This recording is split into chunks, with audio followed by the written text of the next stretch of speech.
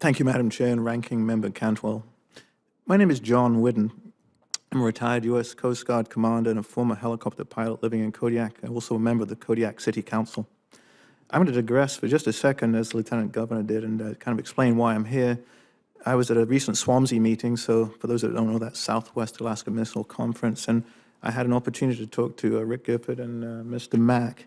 They were talking about the road, and I mentioned that 37 years ago, I was involved in a rescue. Actually, it was a recovery of bodies for a plane that crashed. And there's a reason I mention that, not because of the road, but because 37 years later, as I'll explain a little bit in my testimony, there's portions of that particular flight that are still vivid in my mind. So during my 20-year Coast Guard career, I spent at least 10 years in Alaska, flying in Sitka in southeast Alaska, Kodiak, and I flew throughout the Aleutian chain on both search and rescue missions and other missions for the Coast Guard. I became very familiar with the Cold Bay region as I had numerous occasions to fly in and out of Cold Bay, usually on my way to Dutch Harbor. So I appreciate the invitation to testify today before your committee. This statement is my recollection of the events surrounding the Pen Air crash near Cold Bay that occurred on April 13th of 1980. And I need to be clear to say this statement in no way reflects the opinion or the position of the U.S. Coast Guard. I'm speaking as an individual. In December 1980, I was a lieutenant and an H-3 pilot assigned to Coast Guard Air Station Kodiak.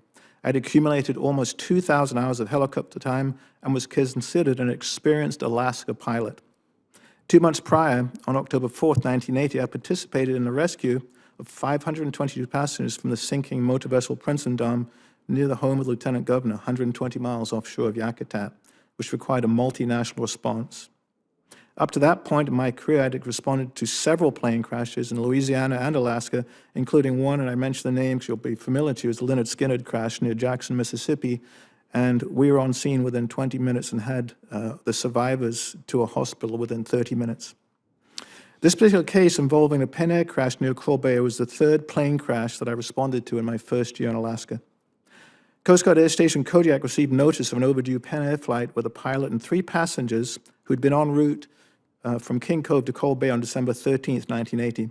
The report indicated that Pen Air flew to King Cove to medevac a seriously injured fisherman with an amputated foot. Following the overdue notice, satellites picked up an emergency locator transmitter, or ELT, somewhere in the vicinity of Cold Bay.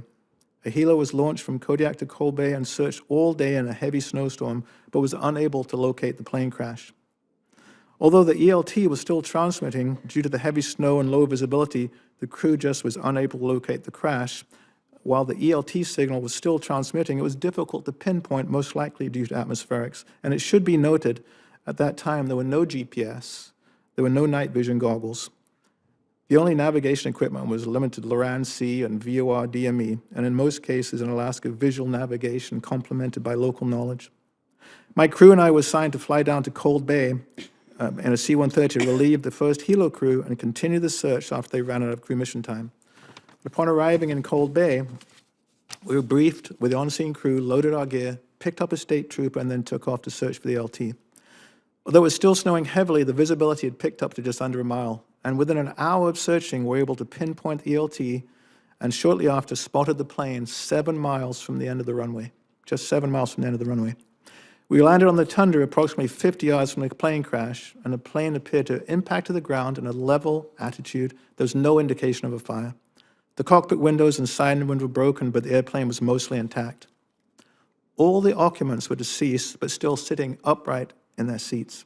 There's no blood or visible trauma to any of the victims, so their death was obviously the result of sudden stoppage and ground impact. The trooper directors removed the bodies, which proved difficult and took considerable time since they were literally frozen in a seated position. After my crew and I extricated the bodies, we stacked them on the ramp of the helicopter. And this is the part that stuck with me.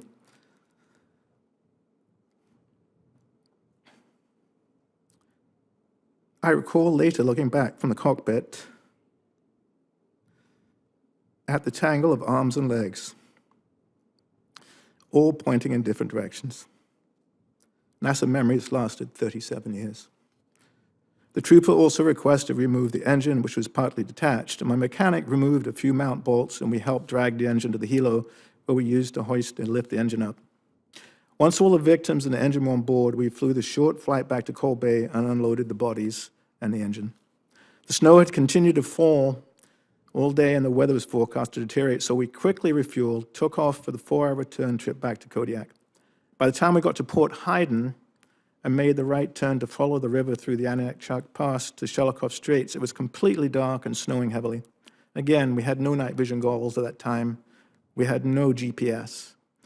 I had let my co-pilot fly so I could navigate through the pass, and I'd flown through the Aniakchak Pass several occasions and was familiar with the ground train and the general course to the west to East Transit. On this flight, we had to fly through the pass at 200 feet in 0 visibility, and we were at 50 knots just to maintain contact with the ground. So once we came through the Shelikof Straits, after about a 25-minute transit, we set a course to Sitkanak at the south end of Kodiak, and then up the east side of Kodiak back to their station in the pitch black. The rest of the flight was uneventful. At the time of this recovery flight, and it was a recovery flight, not a rescue, I was unaware of any efforts to build a road to King Cove, but in hindsight, this is our case to recover the 4 crash victims obviously could have been avoided if there had been ground transportation in King Cove and Cove Bay. And the second part that stood out to me, in addition to the needless loss of lives, is the risk to the helo crews and the C-130 crew, who would put their lives at risk in heavy snow, high winds to locate the crash site and the bodies. Thank you for this opportunity.